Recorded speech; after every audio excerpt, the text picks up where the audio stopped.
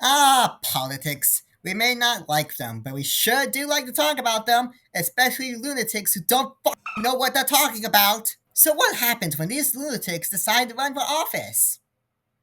Uh, I'm not talking about actual politicians who are in power right now. I'm just talking about random Joes who want to do it because they thought it'd be funny. Throughout history, we've seen a lot of these novelty candidates who run for various reasons, but usually just to make fun of the political establishment or as part of some big funny joke. So, in today's episode, I decided to shed a light on some of these novelty candidates and talk about some of their fun campaigns.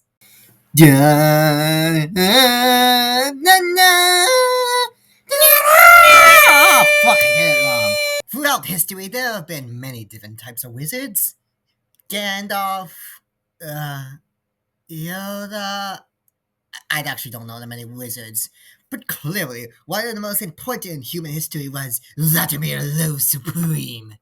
This wise man, since his initial political run for mayor of Baltimore in 1987, has brought to light so many important issues, such as making it mandatory for people to brush their teeth, bringing public awareness to zombie apocalypses, and even coming up with a solution to use those zombies to produce free energy for everyone.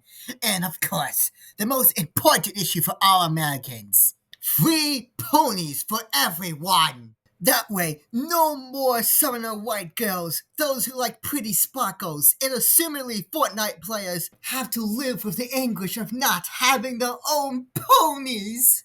This man's truly a genius who's going to the heart of the problems of the American people. I mean, just look at him. What genius wouldn't wear a boot on his head? But alas, the world of politics got to him, as in 2020, he actually ran a somewhat legitimate campaign running in the Libertarian Party's 2020 presidential primaries, where he actually won a primary and would go on to be elected to the Judicial Committee. This is really not one of the dumbest things the Libertarian Party has ever done. Someone have to have a government-issued license to drive a car. Hell no. What's next? Requiring a license to make toast in your own damn toaster? The license to drive? You know, I'd like to see some competency exhibited by people before they drive.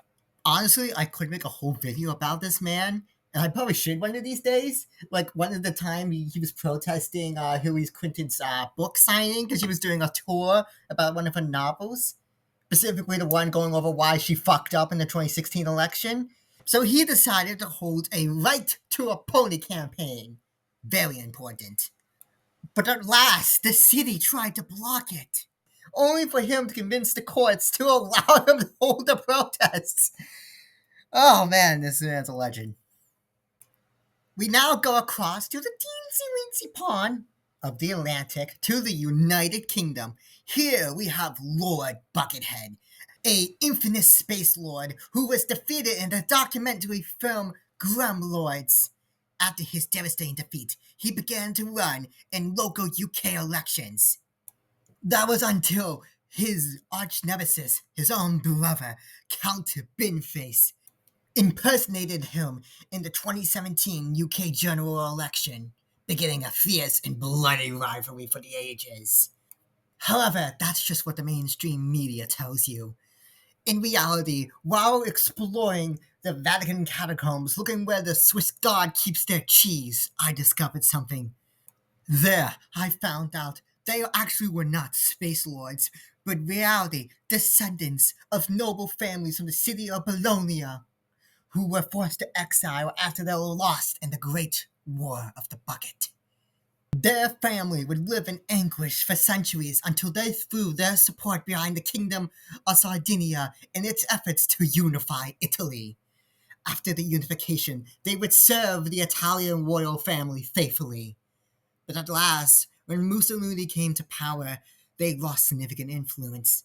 However, they remained loyal to the king and assisted him in overthrowing the fascist government in 1943. But despite their best efforts, they could not save the kingdom after the 1946 Italian referendum, which saw the establishment of a republic. They were forced to flee the country, where they ended up in the UK.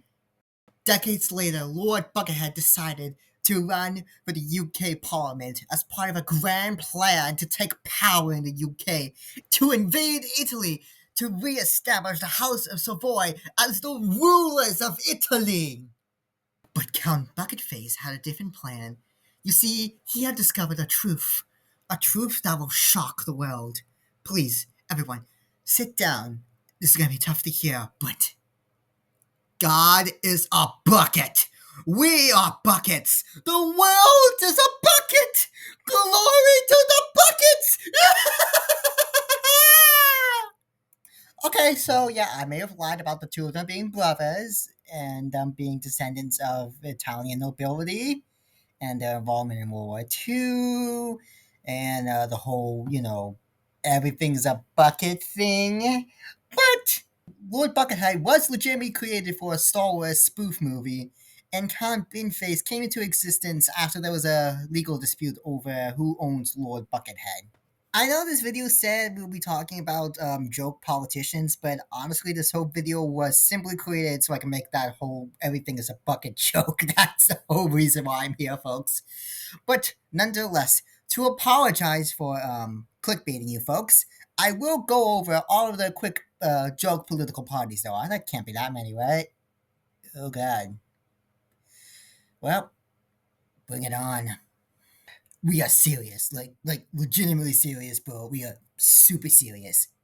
How is this fun a joke party? Oh, that's why. Party! Party! We were forced to dissolve from the gang of vodka lovers. I think politics would be better if it was just wrestling. What are you going to do? We're fucking rhinos.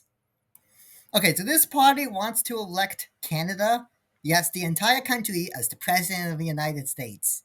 And with current political events, please someone make it into a massive meme. Yep, that checks out. You're not funny! Just a bunch of royalists who like to have fun. We are the best. We are the party of the donkeys. 3 body pillows for everyone!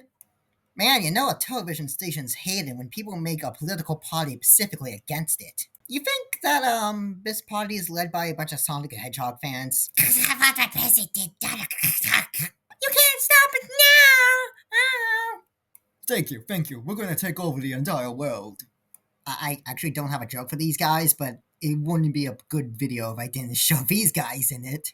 These guys even really like teddy bears? Or this is secretly a party established by the ghost of Teddy Roosevelt to take over the UK?